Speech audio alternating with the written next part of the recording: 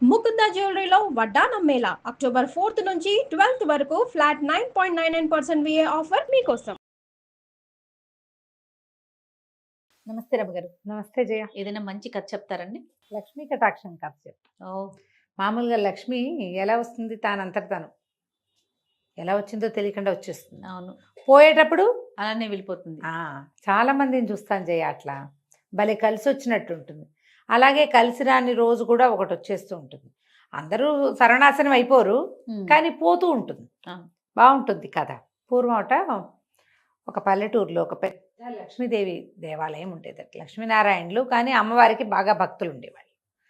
అయితే ఎక్కడి నుంచో ఒక కుర్రాడు వచ్చి ఈ ఊళ్ళో ఉన్నాడు. వాడికి పాపం అమ్మ నాన్న లేరు, ఎవరు లేరు. ఈ ఆలయాన్ని ఆశ్రయించుకుని ఉండేవాడు. రాఘవుడు వాడి పేరు, రాఘవయ్య అనేవాడు. వాడు గుళ్ళో అన్ని పనులు చేసేవాడు. గుళ్ళోనే తిని గుళ్ళోనే పడుకునేవాడు. అయ్యవారికి అమ్మవారికి, మరి లక్ష్మీదేవి వెంకటేశ్వర స్వామి నారాయణమూర్తి అంటే నైవేద్యాలు నూనెగా నెయ్యి వేసి బ్రహ్మాండంగా చేస్తారు. చక్కగా స్వామివారికి పెట్టిన నివేదనలే తింటూ ఊళ్ళో ఏదైనా వాళ్ళు ఎవరైనా పెద్దవాళ్ళు ఎవరైనా గుళ్ళోకి వస్తే మళ్ళీ వాళ్ళని రెక్కపుచ్చుకొని తీసుకుపోయి ఇంట్లో దగ్గర దిగబెట్టి రావటం, పిల్లలు ఏడుస్తుంటే వాళ్ళని ఆడించడం, ఏదైనా కబురు కాకరకాయ ఉంటే వెళ్ళి చెప్పి రావటం చేసి ఊళ్ళో వాళ్ళందరూ రాఘవయ్యని చక్కగా చూసుకునేవాళ్ళు.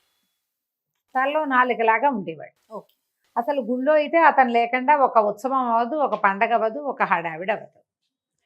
చాలా రోజులు జరిగింది. ఒక 27 సంవత్సరాలు వచ్చినాయి.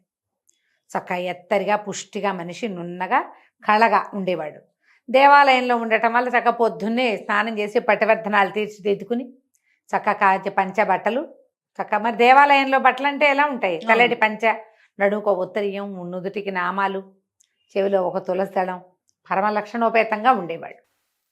సరే, రోజులు గడుస్తుంటే ఒకనాడు తెల్లవారుజామున లక్ష్మీదేవి కల్లోకి వచ్చిందట.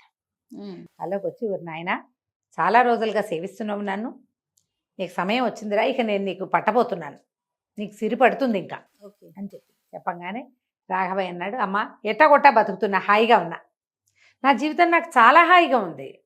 తెల్లవారు లేస్తే పూజా పునస్కారం, అభిషేకం, అర్చన, తోమాల సేవ నడుస్తోంది. శుభ్రంగా 3 పూట్ల ప్రసాదం నున్నగా అమరుతోంది. ఊళ్ళో వాళ్ళంతా ఆపేక్షగా ఉంటున్నారు. గుళ్ళో నా జరుగుబాటుకి ఎటువంటి లోపం లేదు. నువ్వు పట్టావద్దు, ఏమీ వద్దు, నన్ను వదిలిపెట్టేయమన్నాడు. అనేసరికి లక్ష్మీదేవి కోపం వచ్చింది. ఎవరెవరా, నేను పడతానంటే కాదంటావేమిట్రా, నువ్వు వద్దన్నా అవునన్నా నీకు సిరి పట్టక తప్పదు, నీకు సమయం ఆసన్నమైంది ఆనంగానే రాఘవయ్య అన్నట్ట, సరేలేవమ్మా, పడితే పట్టేవు, చూస్తాను, నిన్ను ఎట్టా తప్పించుకోవాలో నేను ఆలోచిస్తా, పోయేటప్పుడు మాత్రం ఎట్టపోతావో చెప్పిపోవమ్మా అన్నాడు. ఎప్పుడో ఒకప్పుడు వెళ్ళిపోతావు, నువ్వు వెళ్ళిపోతావు, నన్ను విడిచిపెడతావు, అప్పుడు చెప్పు, విడిచిపెట్టేనాడు ఏం జరుగుతుందో చెప్పు అంటే విడిచిపెట్టేనాడు ఏం జరుగుతుందో చెప్పింది అమ్మ. చెప్పేసింది, చెప్పి వెళ్ళిపోయింది. మర్నాడు తెల్లవారింది. యథావిధిగా రాఘవుడు చెరువులో స్నానం చేశాడు, కోనేట్లో పట్టువర్ధనాలు తీర్చుకున్నాడు, దేవాలయానికి కావాల్సిన వ్యవహారాలు చేస్తున్నాడు. ఈ దేవళం ఉన్న పక్క ఊర్లో ఒక బ్రహ్మాండమైన కోటీశ్వరుడు ఒక ఆయన ఉన్నాడు. ఈ కోటీశ్వరుడు ఆ వాళ్ళ దేవాలయంలో ఏవో పూజ చేయించడానికి వచ్చాడు. బ్రాహ్మలు ఎవరైనా కనపడితే ఇవ్వడానికి బట్టలు తెచ్చాడు. బోల్డ్ దండలు అవి ఇవి ఎన్ని తెచ్చారో వాళ్ళు. ఈ పక్కన అన్ని సామాన్లు అందిస్తూ లక్షణంగా నుంచున్నాయి. రాఘవయ్యను చూసేసరికి ఆయనకు మహా ముచ్చటేసింది. ఎంత కళగా ఉన్నాడు, పట్టివర్ధనాలు పెట్టుకుంటే ఎవరైనా నిలువు నామం పెట్టుకుంటే ముచ్చటగా ఉంటారు. తులసి దళము, ఎంత బాగున్నాడు. ఈయన ఏం చేశాడు, ఒక జత పట్టుబట్టలు తీసి అయ్యగారు కట్టుకోండి అని కట్టించాడు. కట్టించాక ఆ పట్టుబట్ట కట్టుకునేసరికల్లా ఆయన హత్తు పీతాంబరధారి విష్ణుమూర్తిలాగా ఉన్నాడని మెళ్ళలో ఒక పువ్వులు దండేశాడు. స్వామివారి మీద నుంచి తీసిన తులసిమాల వేశాడు. మాతోటే ఉండండి, అయ్యగారిని కూర్చోబెట్టండి రా అని ఈయన్ని కూర్చోబెట్టాడు, నుంచోబెట్టాడు, చదివిచ్చాడు. అక్కడి నుంచి ఒక వెండి కడియం ఒకటి చేతికి తొడిగాడు. వాళ్ళన్నీ పట్టుకొచ్చారు బోల్డు. ఈయనకి కడియం పెట్టాడు. పొద్దు నుంచి సాయంత్రం దాకా తమతోటే తిప్పుకున్నారు వాళ్ళు, వదిలిపెట్ల ఇతన్ని. మధ్యాహ్నం భోజనం, షడ్రసోపేతమైన భోజనం చేయించారు, ఇంకేమిటో ఇచ్చారు. పూట గడిచి అర్థమైపోయింది. ఓహో అని నాకు పట్టేసింది, అమ్మవారు వచ్చేసింది నా దగ్గరికి అని. అక్కడి నుంచి ఏమైంది, సాయంకాలం అయ్యేసరికల్లా ఇతను ఊళ్ళోకి వెళ్ళేసరికల్లా చక్కగా మంచి పట్టుబట్టలు, మామూలుగా నీరుకావు బట్టలతో చక్కగా ఉంటాడు లక్షణంగా. ఈ పట్టుబట్టలు, ఈ చేతికి ఒక దండకడియం, పైగా ఇవాళ పొద్దున్న నుంచి వాళ్ళతోటి ఉండటంతో వాళ్ళంతా ఊరంతా ఉన్నారు జనం. ఆ రెండు రెండు దయచేయండి అయ్యగారు అని చేపల దగ్గర వాళ్ళు వీళ్ళు, ఒకడు మిఠాయి ఇచ్చాడు, ఒకడు 4 పళ్ళు ఇచ్చాడు, ఇంకా ఏమిటో ఇచ్చారు. అంత నోటో వేసుకునేవాడు. ఇప్పుడు ఇంతంత వచ్చినాయి. సరే ఏం చేయాలి, దొరికేశాను నేను గట్టిగా అనిపించింది. రాత్రికి ఏం చేశాడు, దేవాలయానికి వచ్చి పడుకున్నాడు. పడుకుంటే పొద్దునుంచి తనకు జరిగిన వైభవం తన జీవితంలో ఎరగంది. బాగా గట్టిగా వచ్చింది, ఏదైనా చేసేయాలి, చెడగొట్టేసుకోవాలి దీన్ని, ఇదంతా ఉంచుకోకూడదు, ఇవి మన్ని ప్రమాదాలు. లక్ష్మీదేవి వచ్చినప్పుడు బాగుంటుంది, పోయేటప్పుడు చాలా కష్టం, అతని ఉద్దేశం అది. ఓకే. నా మామూలు జీవితమే నాకు బాగుంది అని చెప్పి గబగబా గుళ్ళోంచి లేచి బయటకు వచ్చి, ఆ ఊరి రాజుగారి కోట ఈ ఊరికి ఆనుకునే ఉంటుంది, ఈ చిన్న ఊరికి ఆనుకుని ఉంటుంది. చక అక్కడికి వెళ్ళిపోయాడు గుడి దగ్గరికి, కోట దగ్గరికి. పట్టుబట్టలు, మెళ్ళో దండ, పట్టివర్ధనాలు. వాళ్ళు సాక్షాత్తు విష్ణుమూర్తి వచ్చినట్టుగా రాజభట్లేమో అడ్డం తప్పుకొని లోపలికి పంపించేశారు. చూస్తే కనిపిస్తున్నాడు అట్లా, ఏ దేవుడో ఏ భాగవతోత్తముడో వచ్చేస్తున్నాడు, తప్పుకున్నారు, ఎవరు అడ్డగించల. మనకి లక్ష్మీదేవి సీరెత్తుకుంటే ఇలాగే ఏ అడ్డంకులు ఉండవు, అవును. అన్ని పనులు అయిపోతాయి. ఎలా అయిపోయినాయో తెలియకుండా లోపలికి వెళ్ళిపోయాడు. అంతఃపురం అన్నాడు, వాళ్ళు ఇటండి అని చూపించారు. అంతఃపురం వైపుకి వెళ్ళిపోయాడు. టపటప వెళ్ళిపోయేసరికల్లా రాజు రాణి చెరుకో మంచం మీద పడుకుని ఉన్నారు. నేనేం చేశాడు, చటుక్కున రాణిగారి దగ్గరికి వెళ్ళి ఆవిడ రెక్కపుచ్చుకునిట విస్సురుని లేవదీసేశాడు మంచం మీద నుంచి. రాజుగారు ఎలకెలా పడుకున్నాడు, అప్పుడే ఇటు తిరుగుతున్నాడు. ఆయన ఇట్ట తిరిగే టైంకి కళ్ళు తెరుచుకునేసరికి ఈ నిట్టనిలో నిలబడి పచ్చగా పట్టుబట్టలు కట్టుకున్న వైష్ణవ ఆయన ఈ రాణిగారి రెక్కపుచ్చుకుని లేవదీస్తున్నట్టు కనపడింది. ఎవడెవరా నువ్వు, రాణిని ముట్టుకుంటావా అని పక్కనే మంచం పక్కనే ఉన్న కత్తి రయ్యమని తీసి ఒక దూకాడు రాజుగారు. ఈ రాజుగారు దూకేసరికల్లా రాణిగారు ఎప్పుడైతే మంచం నుంచి కిందకు వచ్చేసి కేకలు పెడుతూ నిలబడిందో, ఆ మంచం పక్క కింద నుంచి బొస్సుమంటూ ఇంతెత్తున ఒక తాచుపాము లేచి కత్తెత్తిన రాజుగారు రాఘవయ్యని కాకుండా పామును కొట్టాడు. సర్పం 2 తుండాలయ్యింది. ఈ లోపల ఈ గలభాకి, రాజుగారి హోంకరింపులకి, రాణిగారి గగ్గోలుగా పెట్టిన కేకలకి 5-6 పనివాళ్ళు పరిగెత్తుకుంటూ వచ్చారు. బయట ఉన్న సైనికులు కూడా ఏదో కొంప మునిగిపోతుందని వాళ్ళు వచ్చి చూసేసరికల్లా ఏముంది, సర్పం 2 తుండాలుగా పడింది, సగం మంచం అంతా నెత్తురు. రాణిగారు వెర్రెక్కిపోతూ కేకలు పెడుతూ నుంచుంది. పక్కనే ఇందాక లోపలికి పరిగెత్తుకుని వచ్చాడు కదా స్పీడ్గా వైష్ణవుడు బొట్టు పెట్టుకుని, ఆయన కనపడ్డాడు. అందరూ అన్నారు, సైనికులు అన్నారు, రాణిగారిని కాపాడడానికే వచ్చాడండి అయ్యగారు సమయానికి. వచ్చాడు హుటాహుటున, గజేంద్రుడి దగ్గరికి విష్ణుమూర్తి వచ్చినట్టే వచ్చాడు, రాణిగారిని కాపాడాడే. అయ్యగారు మీకు ఎట్లా తెలిసిందండి అని కొంతమంది. ఈ లోపలేమో ఈ గందరగోళానికి దాసీలు వాళ్ళు వీళ్ళు అంతా లేచి వచ్చేసారు. అమ్మో ఎంత గండం తప్పింది, లేకపోతే ఇంత తాచు కాటేస్తే ఏమైనా ఉందా. అది చూస్తే ఇంత పెద్ద పడగున్న పాము. ఆ పాముని తీసుకెళ్ళారు, ఏదో ఇది చేశారు. రాజుగారు పాదాలు పట్టుకున్నాడు. నాకు తెలియలేదు స్వామి, నీ మీదకి కత్తెత్తేవాడిని, సర్పం కనపడకపోతే నువ్వు కాబట్టి రక్షించావు, రాణిగారు కడుపుతో కూడా ఉంది. ఓహో ఇంకేముంది, కాళ్ళు పట్టుకున్నారు. మీరు కోటలోనే ఉండాలి, తెల్లవారు లేచి మీ ముఖం చూడాలనుకుంటున్నాం మేము. బాగుంది. ఏం చేయటం, ఉన్నాడు కోటలోనే. ఒక 6 నెలలు 8 నెలలు గడిచింది. అదేమిటి అవివాహితుడిగా ఉండటం, అయ్యగారు పెళ్లి చేసేయాలని చెప్పి ఒక లక్షణమైన వైష్ణవ సంబంధం చూసి పెళ్లి చేసేశారు. ఏముంది, ఇంకా 4 ఏమో పిల్లలు కూడా పుట్టారు. పెద్ద ఇల్లు వాకిలి, తెల్లవారు లేస్తే చాలు రాజుగారు హమేషా ఈయనే ముందు ప్రత్యక్షం అవ్వాలి. కోటలో బ్రహ్మాండమైన దేవాలయం ఉంది, అయ్యగారే వెళ్ళి పూజ చేయాలి, అయ్యగారే నుంచోవాలి, అన్నిటికీ అయ్యగారే. ఏ సంగతి అయినా అయ్యగారికే ముందు చెప్పాలి, అంతే.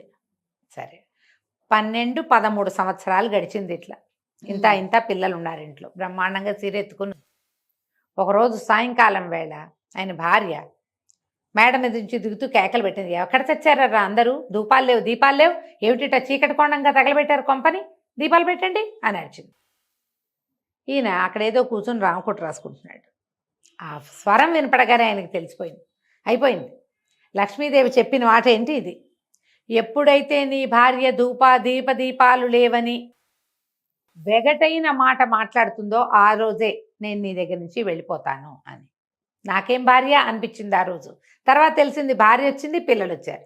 వెంటనే ఈయన ఏం చేశాడు, చటుకుని లేచాడు. అమ్మ వెళ్ళిపోయే రోజు వచ్చేసిందని అర్థం చేసుకుని భార్య దగ్గరికి వెళ్ళాడు. ఏమే, ఈ పెట్టెలో ఏముందో నగ, నాణ్యం, వస్తువు, బంగారం మొత్తం ఉడ్చేసుకో, ఒక్క పిసర ఉంచొద్దు.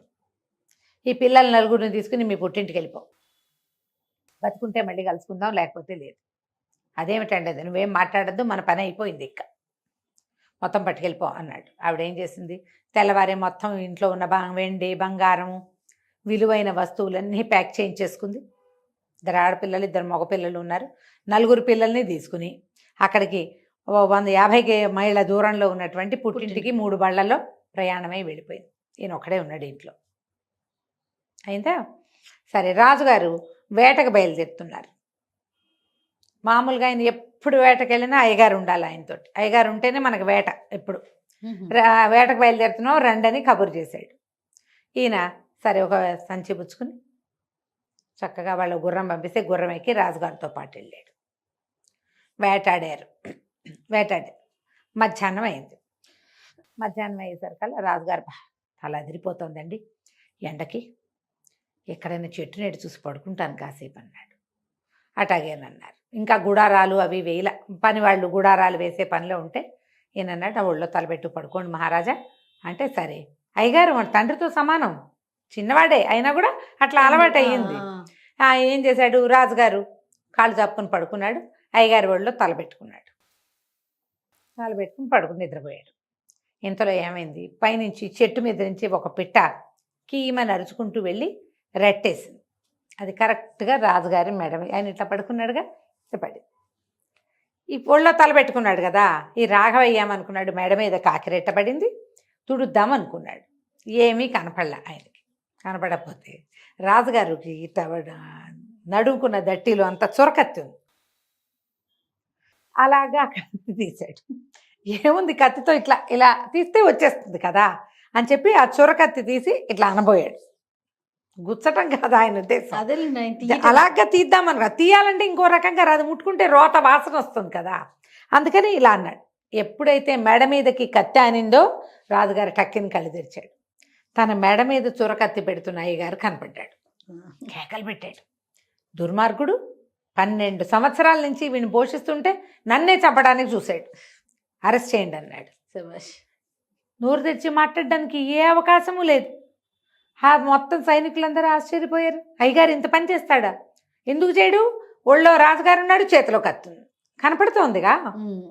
అక్కడి నుంచి పట్టేశారు, పేడరెక్కలు విరిచి కట్టేశారు, తీసుకుపోయారు. రేపొద్దునే శిక్ష వెయ్యాలంటే శిక్ష వేయడానికి దీంట్లోకి రాజుగారి సభలోకి తీసుకురావాలి. పేడరెక్కలు విడిచికట్టి రాఘవయ్య పంతులు గారిని తీసుకొచ్చి నుంచోబెట్టారు. ఈ నేరం చేశారా అని ప్రశ్నించారు. ఆయన ఇట్ట అన్నాడు. అవును అనగానే రాజుగారు అన్నాడు, ఎలాంటి వాళ్ళకైనా ఆఖరి కోరికలు తీరుస్తాం, ఎలాంటి వాడికైనా. ఇన్నేళ్లుగా ఇంత శ్రద్ధగా సేవించాడు ఈయన, మనతోటే ఉన్నాడు.